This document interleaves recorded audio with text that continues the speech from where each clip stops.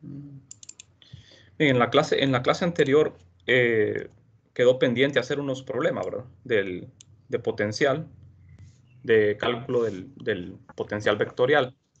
Este es un problema en el cual tenemos que hacer una demostración mediante un cálculo directo del potencial, ¿verdad? No tenemos que utilizar otro método porque el problema no se podría resolver. Bueno, entonces lo que tenemos es una hélice. Si pueden apagar sus micrófonos, por favor, jóvenes. Tenemos que... Hay un alambre enrollado, ¿verdad? En forma de hélice, con un ángulo de inclinación sobre un cilindro de radio A, en el cual hay n vueltas completas. Si el alambre conduce una corriente I, vamos a demostrar que la componente axial del potencial es esto, o sea, esta vendría a ser la componente Z del potencial, la componente axial. ¿De acuerdo? Es la única que vamos a calcular, la componente axial, porque es la más fácil de todas, pero las demás son integrales más difíciles, entonces por eso solo es la componente axial. Y es en el centro de la hélice. Bueno, entonces vamos a ver. Lo que tenemos es esto, un cilindro, y justo en el centro, aquí, es donde queremos calcular el potencial vectorial. El potencial siempre apunta en la dirección de la corriente, pero como en este caso es una hélice, ese potencial va a tener varias componentes. Una de ellas va a ser la componente Z, ¿verdad? En el centro. Bueno, entonces, este ángulo de inclinación es el que vuelve complicado el problema, ¿verdad? Porque de lo contrario sería un solenoide. De modo que tenemos que plantear el problema con la integral directa. Desde el origen yo voy a trazar un vector de posición localizando un elemento de corriente en el alambre. Y el otro vector, o sea, está el R' y el R. El vector R sería 0, porque vamos a calcular el potencial en el centro, en el origen. Y este vector R' tendría todas las componentes, perdón. Sería en coordenadas cilíndricas ρ, en ρ, más z, en la dirección z. Esto primado. Este sería el vector R'. Bueno, entonces nosotros debemos resolver una integral de línea, ¿verdad? Para encontrar el potencial vector. Por eso debemos describir una de estas variables en función de la otra. Por esa razón me dan este ángulo. Y eso es lo que vamos a hacer. Entonces, fíjense bien. Tenemos que hacer el cálculo directo del potencial, ¿verdad? Con esta fórmula. La integral es una integral a lo largo de una trayectoria cerrada. Bueno, en este caso no es cerrada. Estos son otros vectores de posición, vector de posición del punto de campo, que es 0, y el del punto fuente. Entonces, hay que hacer este cambio acá. ¿Por qué razón? Porque el d de s va a depender de phi. Y ρ unitario, este ρ unitario depende de phi. Entonces el vector R' va a quedar en términos de x, y, z. Bueno, el vector R lo hacemos haciendo la resta y quedaría así. Al hacer la magnitud de esto, elevamos cada componente al cuadrado, ¿verdad? Coseno cuadrado más seno cuadrado, eso es 1, aquí falta un cuadrado, ¿verdad? Eso es 1, y se simplifica a esto. Se simplifica a esto. Esta sería la magnitud, ¿verdad? Queda bien sencilla la magnitud. Entonces, ya con esto podemos escribir la integral. Ahora, solo hay que hacer una aclaración acá. Fíjense bien. En el integrando, yo voy a tener, vamos a ver, la variable phi, ¿verdad? Que es una de las variables de integración. La variable phi, y va a aparecer también la variable z. Todas las variables. Me voy a adelantar un poco acá para mostrarles. O sea, en la integral al final yo voy a tener esto. Miren, voy a hacer una integral en phi. En phi. Así de esta forma. Pero antes de explicarles bien por qué la integral queda planteada de esa forma, tenemos que ver la figura. Aquí tengo un segmento del alambre. Este segmento que está formando un ángulo alfa con el plano XY. Si yo agarro un punto cualquiera del alambre con coordenadas ρ, phi y z, altura z' y ángulo phi, entonces aquí hay una longitud de arco S. S, que es esta longitud de arco en verde, tiene magnitud A por phi prima, donde A es el radio del cilindro, ¿verdad? Y phi prima, que es la coordenada cilíndrica. Entonces, de aquí yo puedo obtener la componente Z. Si yo hago este cálculo trigonométrico, la tangente de alfa, si se fijan, aquí se me forma un triángulo, ¿verdad? Viéndolo de frente, es como que tengo un triángulo rectángulo, cuyo ángulo es alfa. La altura es z'. Sería este triángulo, ¿verdad? Y acá. Entonces, la tangente de alfa es lado opuesto, que sería la altura z, entre la longitud de arco, que es S, que es A por phi prima. Entonces, con esto yo puedo despejar para z'. Y me queda que z es A por phi prima por la tangente de alfa, donde la tangente de alfa es una constante, A es una constante, o sea que me queda z en función de phi prima. Y aquí yo puedo también escribir el d de z', ¿verdad? Como A tangente de alfa por d de phi. Eso es necesario hacerlo, ¿verdad? Ese cambio. Bien, no sé si tienen dudas hasta acá. ¿Todo bien? Entonces, a la hora de plantear la integral, me va a servir esta relación.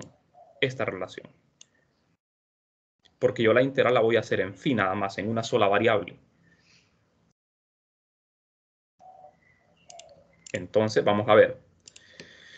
Con esta relación, despejamos para z'. Tenemos esto, sacamos el d de z. Entonces, ¿quién es el d de s? Fíjense bien. El d de s en coordenadas cilíndricas es todo esto. Voy a retroceder un poco para que lo vean. Fíjense bien. Un elemento DDS, en este caso, un elemento de corriente, va a tener componente Z y componente phi. Este elemento de corriente, DDS, va a tener componente Z y phi. O sea que el DDS me va a quedar en función de Z y de phi. Pero como les repito, la integral solo es en una variable. La componente ρ del DDS es 0, ¿verdad? Porque ρ es constante. Ρ es igual a el radio del cilindro, se mantiene constante, entonces d de ρ desaparece. Y solo me queda esto. Entonces aquí es donde es necesario cambiar el d de z'. Por esto, cambiamos el d de z' y todo me queda en función de phi. Todo está en función de phi. Aquí este ángulo phi unitario lo cambiamos por esto también, porque vamos a integrar en componentes cartesianas. O sea, tanto el ρ unitario como phi unitario dependen de phi. Por eso tienen que cambiarse. Entonces aquí ya tengo listo el diferencial de ds. Tiene componentes x, como ven, y y z. O sea que esa integral va a tener tres componentes, x, y, z. Pero a mí solo me están pidiendo la componente axial, o sea, la componente z. De manera que ignoramos la componente x y la componente y solo integramos la componente z. ¿De acuerdo? Solo la componente z. Esta es la integral que vamos a resolver. En una sola variable, en la variable phi. Entonces, los límites de integración que vamos a hacer acá van a ir de phi 1 a phi 2, pero ¿quiénes son esos límites? Bueno, Como ese cilindro tiene n vueltas, y vamos a integrar en phi se integra de 0 a 2pi, ¿verdad? Se integra de 0 a 2pi siempre. Pero como son n vueltas, tendría que ser de 0 a 2pi por n. Pero aquí hay un pequeño detalle importante. Vamos a integrar de menos npi a npi. ¿Por qué así? Porque la inducción, quiero decir, la componente del potencial la queremos calcular en el centro del cilindro, en el mero centro. Por eso es más conveniente escribir esto de esta manera. Porque también se podría escribir de 0 a 2npi. A 2npi. También se podría. Pero yo le recomiendo hacerlo de esta manera. Es lo mismo, ¿verdad? Porque es integrar en phi de 0 a 2pi es como integrar de menos pi a pi. Solo que se tiene que multiplicar por n, el número de vueltas. Es necesario multiplicar por ese n. Porque recuerden que si usted integra de 0 a 2pi, solo está integrando una vuelta. De 0 a 2pi solo hay una vuelta completa. En cambio, si multiplico por el n, estoy incluyendo todas las n vueltas, que son los ciclos, ¿verdad? Entonces, ya con estos límites, realizamos la integración. Esta integral se puede resolver haciendo este cambio de variable, haciendo phi igual a u tangente de teta. Cambio de variable trigonométrico, se resuelve simple, esos cálculos los pueden hacer ustedes en su casa. Al hacer este cambio de variable, entonces la integral les quedaría así. O lo pueden ver en las tablas, ¿verdad? Regresando a la variable original, retornando a la variable original que es phi, tenemos esto. Ahora lo que tenemos que hacer es evaluar en los límites de integración desde menos npi a npi. ¿De acuerdo? Desde menos npi a npi porque en el centro, ahí es donde queremos calcular la componente axial, ¿verdad? ¿De acuerdo? Entonces, al evaluar en los límites, ya esto aquí es pura álgebra, ¿verdad? Por eso los cálculos los pueden hacer ustedes en su casa, pueden tomarle captura de pantalla y repetir estos cálculos ahí en su casa, ¿verdad? Hacer de nuevo toda el álgebra. Aquí tienen que sustituir y simplificar. Simplificar lo más que puedan. Llegamos a esto, miren, a un logaritmo. Aplicamos leyes de los logaritmos aquí, a esto. Le aplicamos las leyes. Escribimos como la razón, ¿verdad? El logaritmo de esta razón. Y aquí, para simplificar todavía más, podemos hacer un truquito, ¿verdad? Que es el argumento del logaritmo lo multiplicamos por el conjugado del denominador. Se multiplica por 1, o sea, el conjugado del denominador, ¿verdad? Arriba y abajo. Esto es para simplificar nada más, porque el resultado ya estaba bueno. Entonces, al multiplicar el argumento por el conjugado del denominador, esto se simplifica.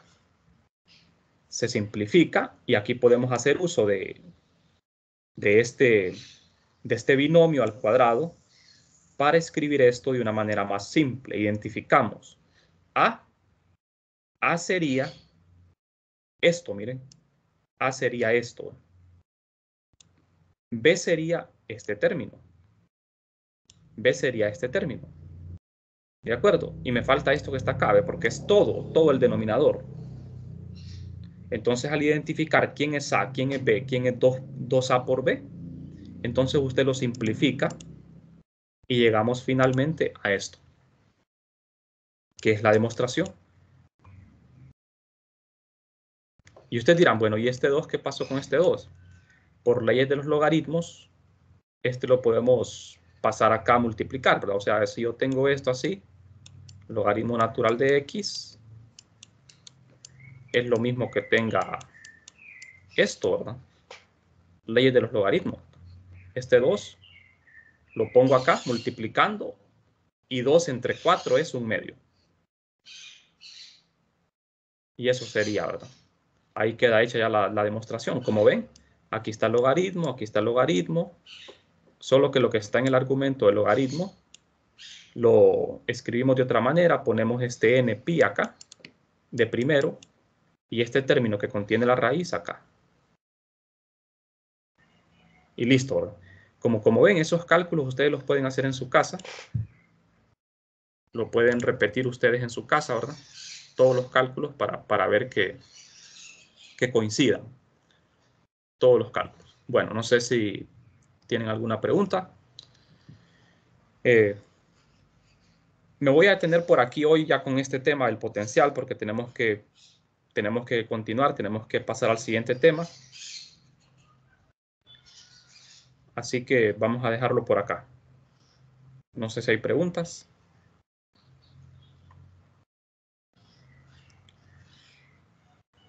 Los problemas, la verdad, los problemas más difíciles de potencial no los vamos a trabajar porque nos llevaría mucho tiempo. La verdad que como es una prueba conceptual, ¿verdad? No van a requerir tantos cálculos complicados. Entonces, vamos a detenernos acá y vamos a pasar al siguiente tema, que es el tema ya de examen, para el siguiente examen, que es la ley de Faraday. Ese tema sí sería para la tercera prueba práctica, ¿verdad? Para el tercer examen. Entonces, la ley de Faraday, digamos que es de los temas más importantes de esta clase, desde el punto de vista teórico y desde el punto de vista práctico, ¿verdad? Porque en ingeniería la ley de Faraday es, ustedes sabrán, ¿verdad? Que es muy importante porque es un método para generar energía eléctrica, la ley de Faraday, ¿verdad?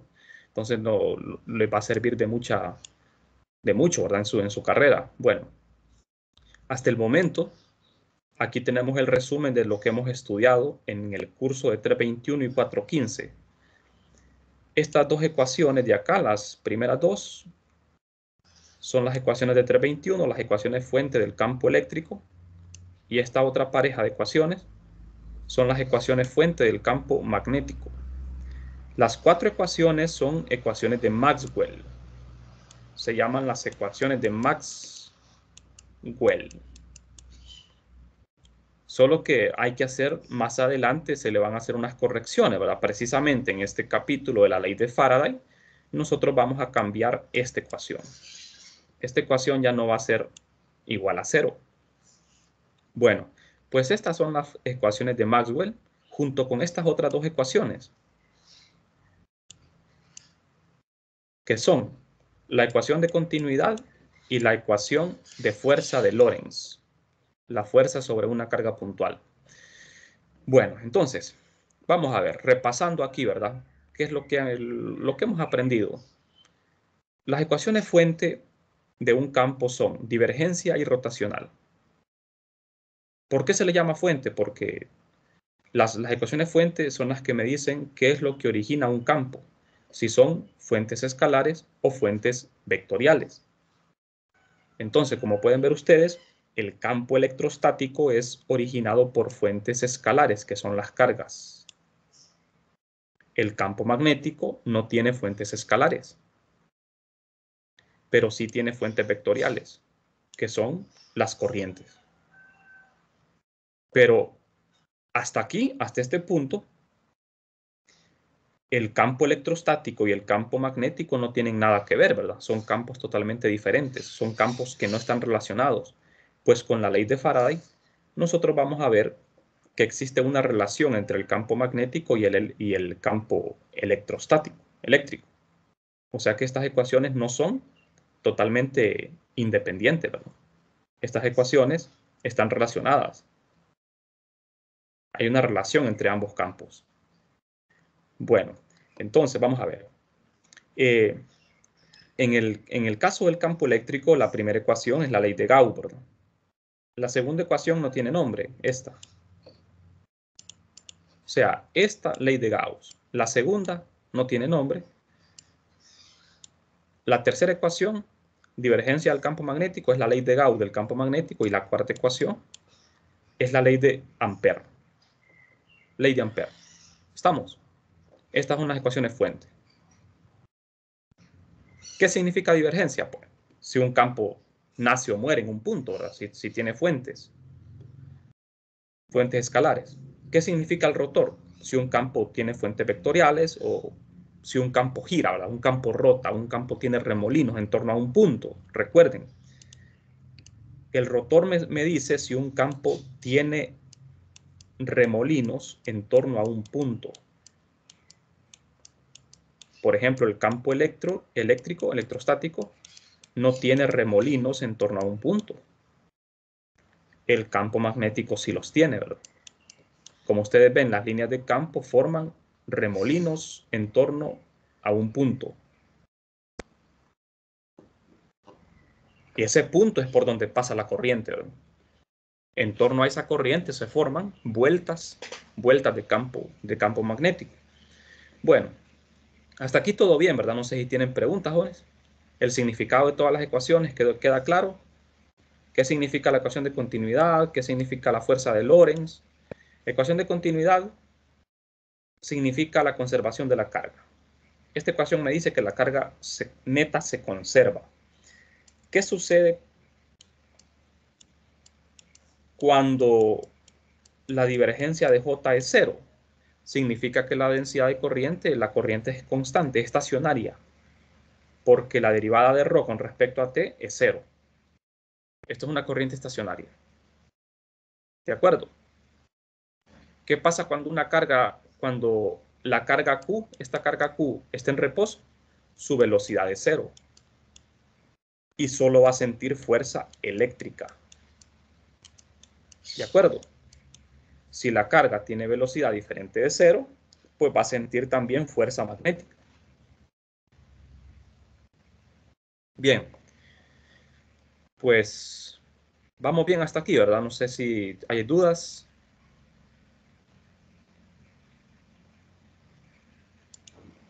Bueno, entonces, pasemos al tema de hoy, que es la ley de Faraday. La ley de Faraday surge de un experimento, ¿verdad? Realizado por Michael Faraday en 1831. Es un experimento simple, pero muy importante, ¿verdad? Es un experimento que él lo realizó originalmente con bobinas. Aquí tenía dos bobinas. Una bobina, como ustedes ven, angosta y una bobina mucho más grande. Entonces, él lo que hacía era, esta bobina que está conectada a una batería, o sea, circula corriente a través de ella. Por esta bobina que él sostiene en su mano circula corriente. Es un electroimán, ¿verdad? Es un electroimán. Es un solenoide, un electroimán.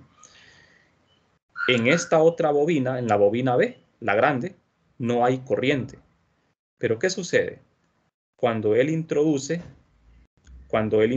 esta bobina pequeña en la bobina grande y está haciéndolo constantemente, está introduciéndola y retirándola, entonces él notó que se inducía una corriente eléctrica en este embobinado grande. Entonces así fue como surgió la gran idea de él, ¿verdad? Que un campo magnético variable inducía lo que era una corriente eléctrica en otra bobina. Esa es la idea, ¿verdad? La ley de Faraday, que un campo magnético variable en el tiempo induce una corriente en una espira que originalmente no tenía corriente. Y al revés también, ¿verdad? Un campo eléctrico variable induce una corriente en una espira. Pero originalmente fue así como se hizo, ¿verdad? Haciendo variar un campo magnético. ¿Por qué un campo magnético variable? Bueno, cuando él hace pasar corriente por la bobina A, la pequeña, y la sostiene fija, no pasa nada, ¿verdad? Porque el campo magnético en ese caso estaría estático, campo magnético estático. Pero si él empieza a mover la bobina, entonces el campo magnético ahí sería variable. Y esa variación del campo magnético es lo que induce una corriente en esta segunda bobina. O sea que tenemos una corriente inducida, ¿verdad? Debido a un campo magnético que es variable. Bueno, ya metiéndonos un poco más ya en detalles, vamos a ver. Este sería un ejemplo más sencillo que el experimento original. Si ustedes tienen un alambre, un circuito cerrado, tiene que ser cerrado para la demostración.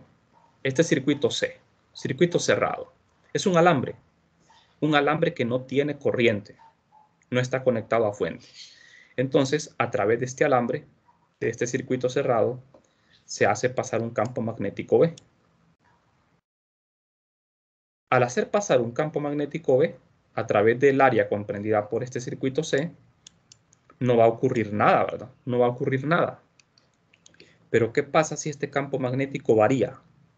Si este campo comienza a disminuir o a aumentar. Entonces ahí sí va a aparecer una corriente en el alambre. Ahí sí va a aparecer una corriente. Ese es el fundamento. ¿De acuerdo? Ahora, la dirección en la que aparece esa corriente en el alambre, esa dirección va a depender de si el flujo magnético está aumentando o disminuyendo. A eso se le conoce como la ley de Lenz, que es, la verdad que es un poquito complicado entenderla, ¿verdad? Ley de Lenz. Esta parte tal vez sea la más complicada de comprender. Esto de la dirección de la corriente inducida, ¿verdad? Porque tenemos que hacer uso de la ley de Lenz para poder entender en qué dirección es que se va a originar esa corriente. Bueno, pero eso lo vamos a ir viendo despacio. Entonces, nosotros podemos aquí poner un montón de ejemplos, ¿verdad? Ustedes tienen una bobina en medio de un campo magnético. Por ejemplo, en este caso, el campo magnético es constante. Es un campo magnético entre dos polos, aquí como ven, de un imán. Tengo un campo que es constante en el tiempo y tengo una bobina. Una bobina, como ustedes ven aquí, en el interior de ese campo. Ahí no pasa nada, ¿verdad? No pasa nada. Pero ¿qué sucede si esa bobina comienza a moverse? Comienza a girar. En este caso sería hacerla girar. Si ustedes la hacen girar en ese campo magnético constante, entonces aquí se indicaría una corriente. Se indicaría una corriente al hacerla girar. O también se puede hacer variar el campo magnético, ¿verdad? O sea que podemos inducir una corriente debido a varias causas. Puede ser de que el medio, el circuito se mueva, ya sea que se traslade o que rote, o puede ser que el campo magnético esté variando. Lo que se utiliza en la generación de electricidad en el mundo, ¿verdad? Es hacer girar una espira, hacerla rotar en una inducción magnética constante. Ese es el mecanismo que se emplea para generar lo que es electricidad, ¿verdad? Bueno, entonces, otra manera de ver también la inducción de la corriente es con un imán de barra. Como ustedes saben, el imán de barra tiene un campo magnético asociado, pero ese campo magnético es constante, ¿verdad? Ese campo magnético no es variable. Este campo no es variable. Ajá, yo tengo una espira acá. Se supone que la espira que tengo aquí conectada aquí al galvanómetro, entonces esta espira se mantiene fija en el espacio y el imán se mueve por traslación, se traslada con una velocidad v. El imán está moviéndose constantemente con una frecuencia, entonces lógicamente eso va a inducir una corriente aquí en la espira.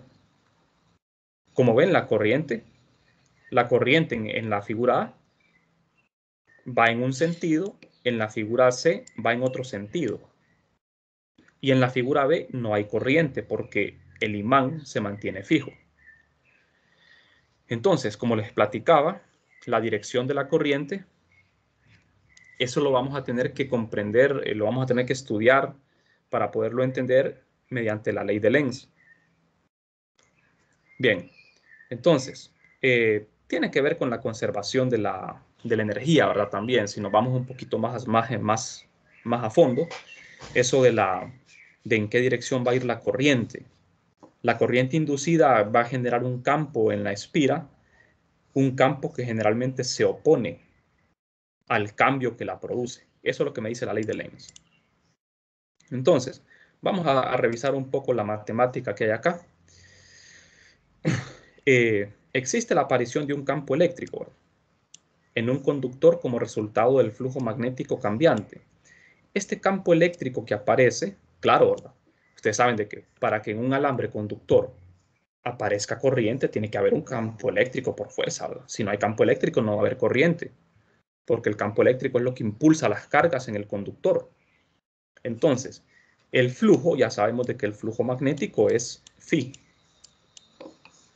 Entonces, si la derivada del flujo respecto al tiempo es cero, o sea, es constante, se observa que no existe corriente en el circuito, ¿verdad? Si el flujo no está cambiando en el tiempo. Ahora, si el flujo está cambiando con el tiempo, ya sea aumentando o disminuyendo, sí va a existir una corriente en C. La corriente inducida es inducida por el flujo cambiante. El resultado del experimento se puede expresar de manera cuantitativa en términos de la FEM, que es algo que ustedes ya manejan, ¿verdad? ¿Qué es la FEM? La fuerza electromotriz inducida. Fuerza electromotriz inducida en este caso. La FEM no es una fuerza, es un voltaje, ¿verdad? La FEM lo que me dice es que es, o sea, ¿para qué sirve la FEM? Para hacer trabajo contra, en este caso, hacer trabajo contra el campo eléctrico.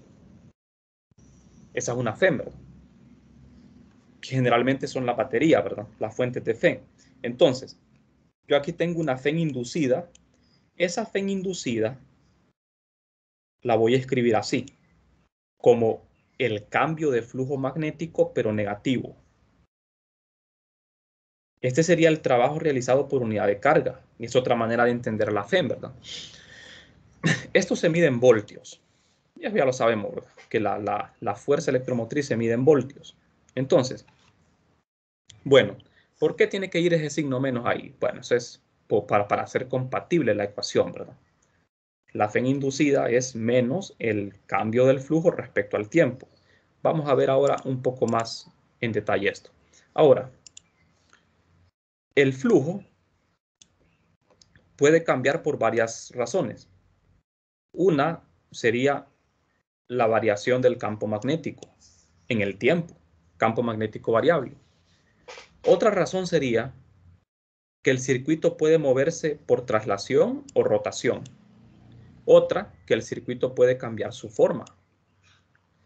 Y una última sería por una mezcla de las dos, ¿verdad?, que el circuito se mueva y el campo magnético varíe. Estas últimas dos no son muy prácticas, ¿verdad? Que el circuito cambie de forma, eso no es nada práctico, porque en la vida real sería demasiado complicado, ¿verdad?, estar haciendo que el circuito cambie de forma. Lo más común es hacer que el circuito rote o que se traslade. En las centrales eléctricas lo que hacen es hacer rotar una espira en medio de un campo magnético constante. ¿De acuerdo? O sea, tienen una espira, por ejemplo, así, y la hacen girar, la hacen rotar en medio de un campo magnético constante. Entonces, al hacer girar esa espira en el campo constante, eso induce una corriente alterna, ¿verdad? En la espira se induce una corriente alterna. Y así es como se produce la electricidad, ¿no?, en las centrales. Bueno, entonces, vamos a ver un poco en detalle eso de la dirección de la corriente inducida. Bueno, tal vez ustedes, ¿verdad?, queden con muchas dudas, porque yo sé que esto de la ley de Lenz es bastante complicado, es la parte más compleja, ¿verdad? De hecho, ¿cómo saber la dirección de la FEM inducida? Entonces, vamos a ver. Tenemos una espira, en este caso, una espira circular. que está estática, está fija en el espacio. Y tenemos un imán que se puede mover. Tiene el norte abajo y el sur arriba, de manera que las líneas de campo van hacia abajo. Si este imán se mueve hacia abajo, entonces lo que nosotros podemos ver es que el flujo está aumentando en el área comprendida por este círculo, por esta espira. El flujo estaría aumentando. Entonces, si el flujo está aumentando, la corriente inducida en el alambre va a tener la tendencia a crear un campo magnético que se oponga al campo magnético que la creó. ¿Estamos? Entonces, fíjense bien. La corriente iría en sentido antihorario. Esa corriente en sentido antihorario en la espira es la corriente inducida. Esa corriente inducida en la espira, por regla a la mano derecha, va a originar un campo magnético de esta forma. Un campo magnético inducido así. ¿Cuál es la dirección de este campo magnético inducido? Es opuesto al campo magnético del imán. El campo magnético del imán apunta hacia abajo y el campo magnético inducido apunta hacia arriba. ¿De acuerdo? Porque la corriente inducida es tal que tiende a oponerse al cambio que la provoca. ¿De acuerdo? No sé si tienen alguna pregunta, jóvenes, hasta el momento. No sé si todo esto está claro. O sea, el campo magnético inducido no quiere, por decirlo así, ¿verdad? No quiere que el flujo cambie, no quiere que el flujo ni aumente ni disminuye, quiere que el flujo permanezca constante. Porque ¿cuál era la corriente al inicio? Era cero. El flujo inicial era cero. Entonces la corriente inducida tiende a crear un campo que se opone al cambio que la provoca. No quiere ni que aumente ni que disminuya, sino quiere que las cosas se mantengan constantes. ¿De acuerdo? Entonces, si este flujo magnético, el imán, empieza a disminuir, entonces la corriente va a ir en sentido opuesto, porque no va a querer que disminuya. ¿Estamos? O sea, si lo vemos desde otro punto, vamos a ver. Bueno, aquí la verdad que más adelante voy a retomar de nuevo esto para que lo comprendan mejor. ¿Qué pasaría en el caso contrario si se moviera al revés el imán? Bueno, por ahora vamos a ver. Enfoquémonos en esto, en las causas que hacen que aparezca una corriente inducida. La primera sería campo magnético variable, como se ilustra aquí en esta imagen, ¿verdad? Campo magnético variable. Otra razón sería que el circuito se traslade. Aquí ustedes ven que hay unas líneas de campo que están entrando a la pantalla. Son las cruces, ¿verdad? Las cruces significan que el campo está entrando, los puntos que el campo está saliendo. Entonces aquí tengo un campo magnético constante que está entrando a la pantalla y tenemos un circuito rectangular. Este circuito tiene una barra móvil. Si esta barra se traslada a la derecha, entonces el área comprendida por este circuito rectangular estaría aumentando. Al estar aumentando el área, tenemos más flujo, ¿de acuerdo? Al aumentar el área, el flujo estaría aumentando. ¿Y qué pasa si aumenta el flujo? Pues tenemos una corriente inducida. Esa corriente inducida, como ustedes ven, iría en esta dirección, en sentido antihorario. ¿Por qué? Porque al ir en sentido antihorario, estaría provocando un campo magnético que estaría saliendo de la pantalla, oponiéndose al campo magnético entrante. ¿Estamos? Otra causa sería, yo tengo un campo magnético constante y tengo un circuito. Yo puedo hacer que ese circuito cambie de forma, lo puedo deformar. Al deformar el circuito, entonces estamos cambiando el flujo magnético que está atravesando el área. Y siempre que hay un cambio en el flujo, sabemos de que va a haber una corriente inducida. Aunque este método, como les digo, este método no es nada práctico, ¿verdad? Bueno, y bueno, eso sería todo, ¿verdad? Porque, bueno, este sería otro caso. Miren, otro ejemplo importante. Recuerden que cuando decimos movimiento del circuito, puede ser movimiento de traslación o de rotación. El movimiento de rotación del circuito también genera una corriente inducida. Aquí, este campo magnético que ustedes ven es constante.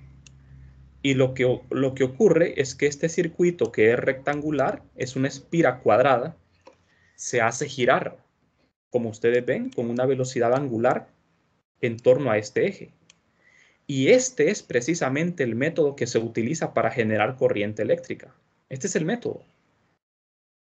¿De acuerdo? Esto va a generar una corriente alterna porque como el flujo va a estar cambiando con una frecuencia, eso va a hacer que se produzca una corriente alterna. ¿De acuerdo? Este es un método bastante práctico.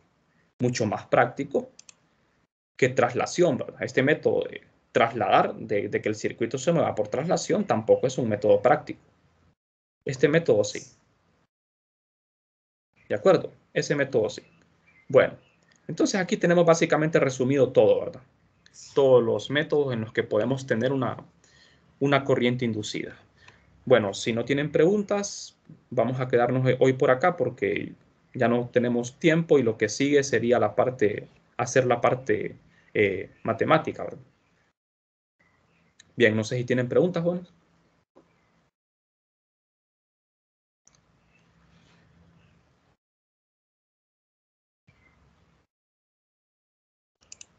Bueno, si no hay preguntas, entonces vamos a continuar mañana. Vamos a quedarnos por aquí.